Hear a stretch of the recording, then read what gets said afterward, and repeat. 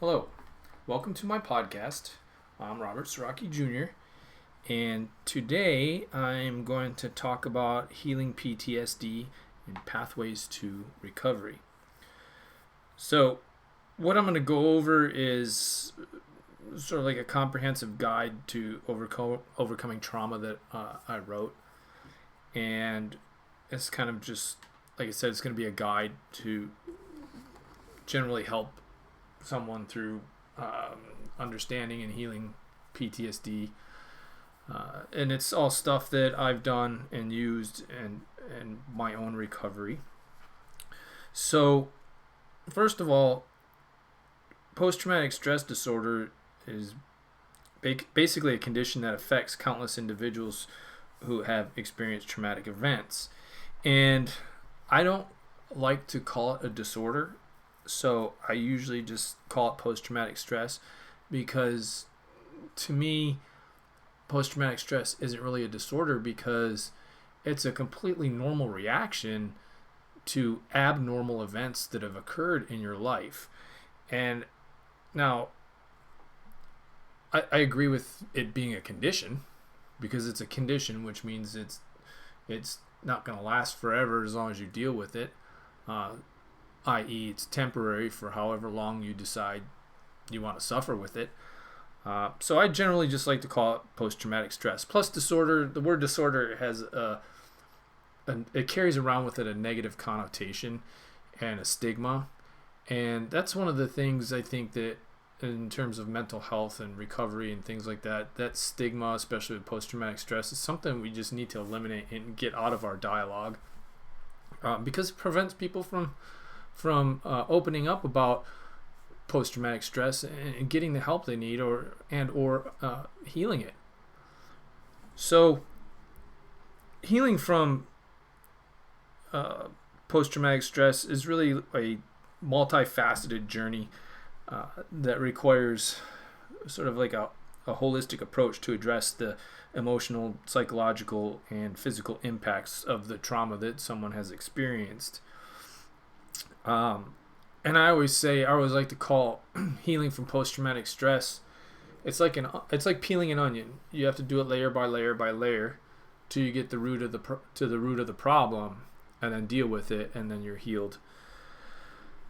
So this guide that I wrote, it aims to provide basically an overview of the effective strategies and practices that will facilitate recovery.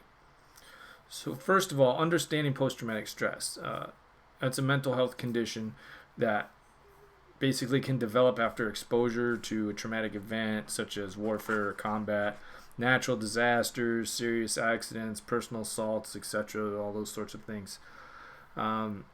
Symptoms can include flashbacks, nightmares, severe anxiety, uncontrollable thoughts about the event, and so on. You're going to find that some symptoms show up with everyone. And there are a lot of symptoms that are very personal and individual that one person may have and somebody else doesn't. So, post-traumatic stress and healing from it is really a very individual experience. There's things that you can share and that you do share with other people who are experiencing it. But then there's also very individual things that someone else may not share the same issue or symptom. So these symptoms can persist for a long time after the trauma has occurred, which obviously would significantly impact one's life. And it did to me. I suffered from it for 20 years or so, 20 plus years before I healed it. And it did severely impact my life. I wouldn't leave the house, wouldn't go anywhere. I was on all kinds of medication. I was in a wheelchair for a couple years. Lost my professional job of almost 20 years. I had to file bankruptcy. I had no place to live. I went from weighing 155 pounds and running half marathons to weighing 225 pounds and being in a wheelchair for a couple years. I was in and out of a behavioral hospital and the VA a couple times. So that, I would say, my life was severely impacted by this, but at the same time, it also forced me to deal with it because I was tired of living that way. And I did, and I'm good now. And lost all the weight. I'm not in the wheelchair or anything like that. Not on any medication. I go places and do things and have a normal life. So let's talk a little bit about some symptoms and diagnoses. So some common symptoms that one might encounter with post-traumatic stress are intrusive memories, avoidance behaviors like not leaving the house, not going to the store, that sort of thing. Negative changes in your thinking and your mood. So instead of someone who was normally positive thinking, all of a sudden they become very negative. They don't like anything. They think their future or their outlook is bleak, or they just have a bad, attitude about things. There's also that kind of goes into negative changes in thinking and mood. So some of those things I just described would fall into that category, and also, raging at something or getting really mad at something that you wouldn't normally get mad at, or getting very angry or upset about something that was really very trivial. Those are all symptoms. And also changes in physical and emotional reactions. You just like fly off the handle and start crying about everything. You get upset, you start throwing stuff all of a sudden when you never used to do that, things like that. So these are all things as an individual one has to pay attention to if they notice it. And also family and friends start seeing these things. It's a good indication that something's not right, something's going on. So a diagnosis of post-traumatic stress, it's typically made by a mental health professional who assesses the symptoms that we just talked about and others based on criteria that they have outlined in the Diagnostic and Statistical Manual of Mental Disorders. It's called the DSM-5. So some of the effective treatment strategies, and there's several of them.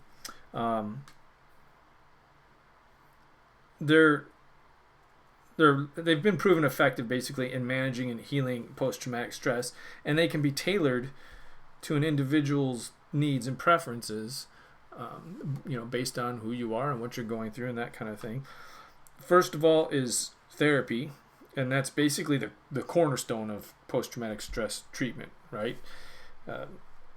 Some of the key therapeutic approaches include cognitive behavioral therapy, or they call it CBT, and that's sort of a structured, time-limited therapy that helps patients understand and change distorted thinking patterns related to the trauma.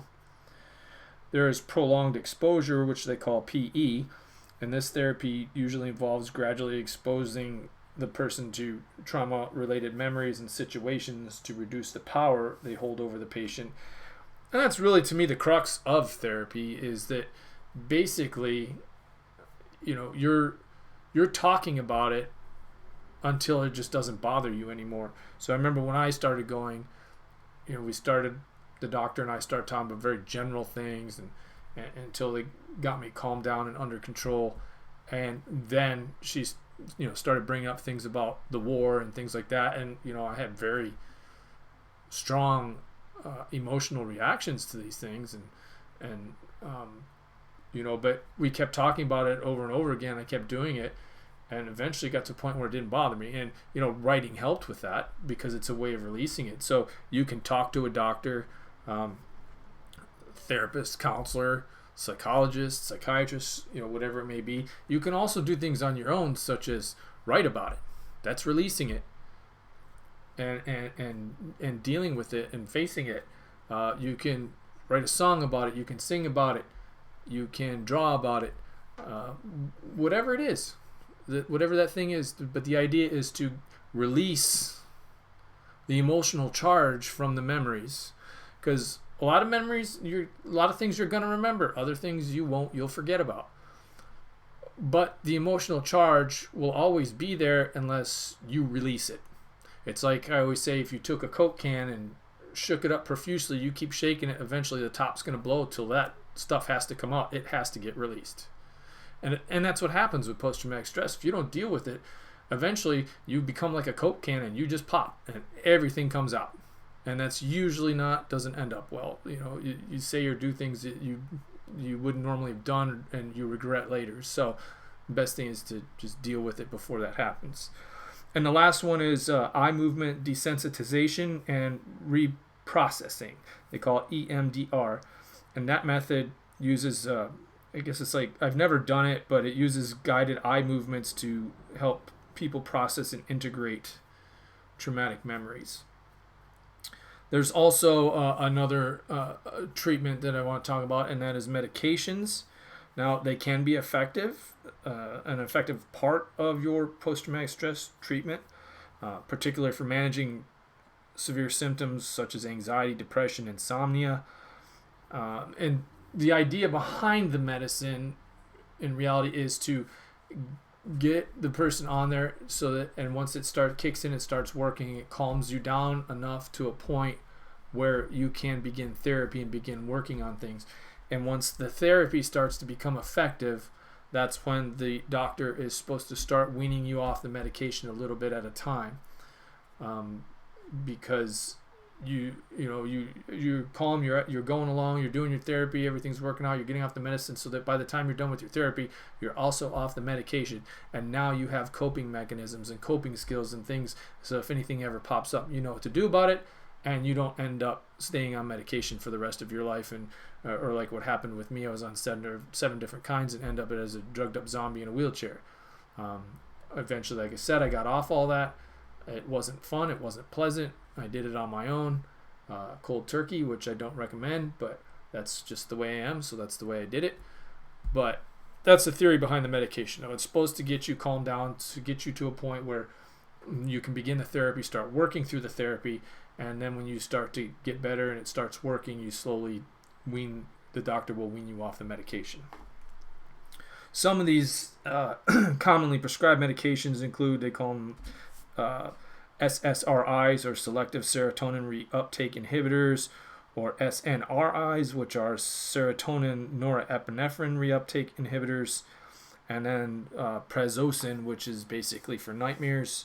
I was on a bunch of different things. I had the prazosin, didn't really work for me, but a lot of those different things I was on. And again, medications obviously should always be taken under the supervision of a healthcare provider, i.e. doctor, whoever prescribed them to you. Now, when I started, we talked about some holistic approaches to healing post-traumatic stress, and so these approaches can complement the traditional therapies and medications that I just talked about. And these are things that as an individual, you can do them on your own. You don't have to be with the doctor necessarily to do it. First thing is meditation and mindfulness. And these are practices that promote relaxation and present moment awareness, which can help reduce stress and anxiety. Meditation doesn't have to be complicated. It's just being at peace, sitting in a quiet spot, being aware of the present moment. And what I like about present moment awareness is that my doctor told me once, a long time ago, that if you have 1 foot in the future and 1 foot in the past, what happens to today? Well, you go to the bathroom all over it. You waste it, you blow it, because you're too worried about the future, you're too worried about the past, and you basically lose today, which is all you really have. So, I use meditation and mindfulness are things that I still do today. I'll sit, out front or something, or out back where in nature I got trees and plants and birds and different things, or I go camping, fishing, hiking, hunting, all these sorts of things. I just spend some time out in nature, just being still, being quiet, being peaceful, and paying attention to the things that are going on around me, the flowers blooming, what are the birds doing, these sorts of things, and just being peaceful about it. It's like giving your mind a break, basically. Another thing that was big was exercise. Regular physical activity obviously can improve your mood and overall well-being. It gets oxygen into you, it makes you feel better, helps you eliminate toxins, and it doesn't have to be anything complicated either. You just get up and go for a walk for 30 minutes. Cleaning the house is exercise. You're focusing on something and you're giving your mind a break. You're getting oxygen into your body. You're doing something healthy for you, which all those things are good. And that sort of rolls over into something that is very big, which is nutrition. A balanced diet supports your physical and mental health. So when you have post-traumatic stress, your body is leaching vitamins and minerals like crazy. So, and then you're pumping cortisol through your body, and then you start developing, belly fat and those things like that, because your body stores cortisol and it stores it as fat, belly fat. And then that just leads to unhealthiness. And then when you have a deficiency in vitamins and minerals, that will not make you feel well either. You won't sleep well. You won't eat well. Your health will decline. And now you have a whole slew of health problems on top of the post-traumatic stress condition that you have. So eating is very important. And I talk about diet and exercise and meditation things and all that in great detail in my book, The Sword and the Anvil. And that book is about how I healed my post-traumatic stress in healthy, natural ways. You can find information about that on my website, robertserockijr.com. And there'll be a link in the little drop-down window to my website. There's a bunch of information there, actually. All kinds of stuff that's free information. You can, of course, if you want, you can buy my books off my website, or there's links there if you prefer to get it from Amazon or Barnes & Noble or anything like that. But there's a lot of useful information there for people that you can get access to. All of my radio, TV interviews, articles I've written, ones that have been written about me, newspaper stuff, all that. It's all there. So I highly recommend going and checking that out. Again, it's robertserockijr.com, and Serocki is spelled Serocki, and then jr.com, robertserockijr.com. Nature therapy, we kind of talked about that a little bit, basically spending time in nature or natural settings, which obviously can soothe your soul and provide you a sense of peace, which it does. Now, if you're not a nature person, there's probably other things that you like to do or experience, or that will give you that sort of peace, that you like to do. Maybe it's sitting and listening to classical music or something, whatever it is. And that sort of leads me into the last one here, which is the creative arts therapies, engaging in art, music, dance. Any of those things can help express and process the emotions that you have that are related to your trauma, just like I talked about with the books. I mean, I started doing that when that's what started the whole thing when I wrote my first book about my experiences in the war. It's called A Line in the Sand, True Story of a Marine's Experiences on the Front Lines of the First Gulf War. And it helped me to release all those emotions. And that I went from just writing that one book to making a whole career out of it. Now I've written and published 4 about all of these things and healing and that sort of stuff. So, even though I started off doing it to help me therapy-wise, look what it blossomed into. And, and now I'm doing podcasts and videos and writing books, and I have websites, and been on the radio, been on TV, been in the newspaper, all these things that just sort of blossomed from there. And it's a good thing that blossomed from there. So you never know what can happen. Just doing something simple like that can turn into a really wonderful thing for your life.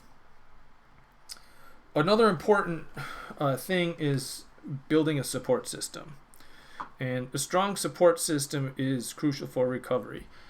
And nowadays, there's all kinds of things. I was by myself without really any family and friends. So, but you can join groups. You've got the internet now. There's, all the social media sites. There's PTSD groups and trauma groups and anxiety groups. And, you can talk as a group in there. You might meet somebody online that you can email back and forth or text on the phone. Any of those things would be considered a support group, or if you just a friend or something like that, or a family member or something, somebody that you just talk to and share things back and forth with. And that also sort of complements, you say writing or painting or drawing about it, or, sort of just releasing those emotions. So the support system includes, like I said, connecting with family and friends who can offer their emotional support or understand or just be there for you. Sometimes that's all an individual needs, is just to know that somebody's there. And we talked about joining support groups where individuals can, share their experiences and coping strategies. I was in a couple of those. I was very nervous about it, and I didn't think it was going to work out very well. And I ended up finding out that it was I enjoyed it. It was great for me. So, and like I said, I went and did it in, in a group setting with, in front of people and stuff like that. Like I said, nowadays though, you can do it online. You can do it, social media, Zoom calls, all these different things. And then also, I just want to include for like-minded individuals that seeking guidance from, spiritual or religious communities, and if that's aligned with your personal beliefs, is always a good thing as well. I'm a very spiritual person. I pray a lot. I meditate, and those things helped me a great deal. So if that's up your alley, I recommend that. And then there's also self-care practices, which is an essential aspect of healing for post-traumatic stress. So we're talking about things like establishing a routine that includes time for you to relax, and activities that bring joy. So you're working on these things, you're going to have to take breaks. It's just like having a job, really. You go to work, you got to have time to relax and unwind. Okay, you have to give your brain a break. You're going to want to do activities that bring joy. Like I said, I go fishing or camping or hiking. I cook. Cooking was great for me. Now I'm an excellent cook.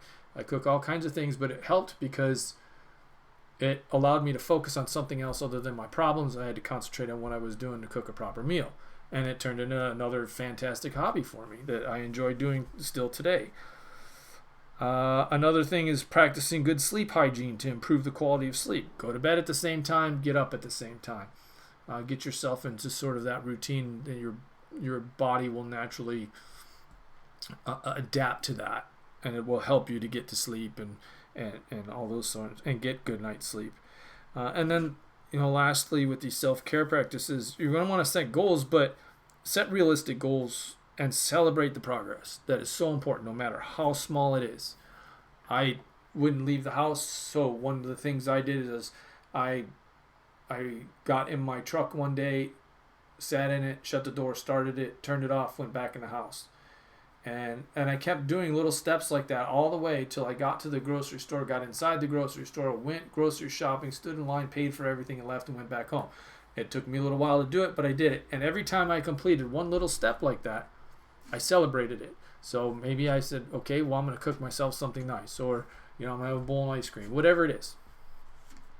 I treated myself and rewarded myself for that. At the same time, too, you're going to mess up a little bit and get off track. Don't beat yourself up. Just remember that there's 365 days in a year. You mess up a little bit one day, so be it, let it go. Just remind yourself, okay, I had one bad day. That's not bad. I used to have 7 bad days a week. This week I only had 1. That's great. So you're sort of flipping how you look at things, and you're not focusing on the bad part. You're focusing on the good side of it. And then just tell yourself, like I did, I told myself, well, I'll get up tomorrow. Tomorrow's a new day. I'll do it right tomorrow. And then, I want to talk about overcoming stigma, which is, like I said in the beginning, I don't like the word disorder. I don't like calling post-traumatic stress a disorder. To me, it's more of a condition that is temporary. As long as you deal with it, it will go away. And so it's important to address and overcome this stigma that's associated with post-traumatic stress and seeking help, because the stigma really prevents a lot of people from seeking help because they don't want to have that stigma attached to them. And people thinking, oh, you're crazy, or you have this disorder, or so, we need to eliminate this from our vocabulary, eliminate the stigma so that more and more people will go seek the help. So, and that's part of why I'm doing my videos and my books and these podcasts. It's, I'm trying to educate people about the realities of post-traumatic stress. And by doing that, it fosters a supportive and understanding environment for people who are suffering from it. So in conclusion, I just want to say that, healing from post-traumatic stress is a journey that requires patience. It took time to get this way, so give yourself time to heal. It takes perseverance. Like I said, you're going to mess up sometimes, but you got to keep trying. And a comprehensive approach. So you got to try many different things. Some things will work, some things don't. And you don't do those no more, and you stick with the things that do work for you. And it'll be different for everybody. And so by incorporating a variety of these therapies and the medications if you need them, these holistic practices I talked about and self-care strategies, a person can work towards reclaiming their life from the grips of their trauma. And remember, I want you all to remember that recovery is possible. I know I'm living proof of that. I did it. And seeking help is a brave and vital step towards healing. So remember that. And that's where I'm going to end this today. So please like and share this podcast. If you want to leave comments, great. I always answer them. And I like to get them. If you'd rather make a comment to me discreetly, you can go to my website, robertserockijr.com, and you can go to my contact page and you can email me there. All my books, like I said before, are there. You can get information about them, order them from there if you want, or there's a link to go to Amazon or Barnes & Noble. All of my work is there. Interviews, TV interviews, radio interviews, newspaper interviews, articles, all those things are all there. And I have information about myself. I have a photo gallery and all those sorts of things are there. So go check that out. And obviously I have my YouTube channel where these podcasts live and my other videos and things like that. So that's a good place to go to check out more information. And with that, I just want to say, have a great day.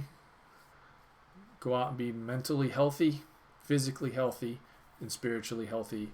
And I will talk to you guys soon. I'm out.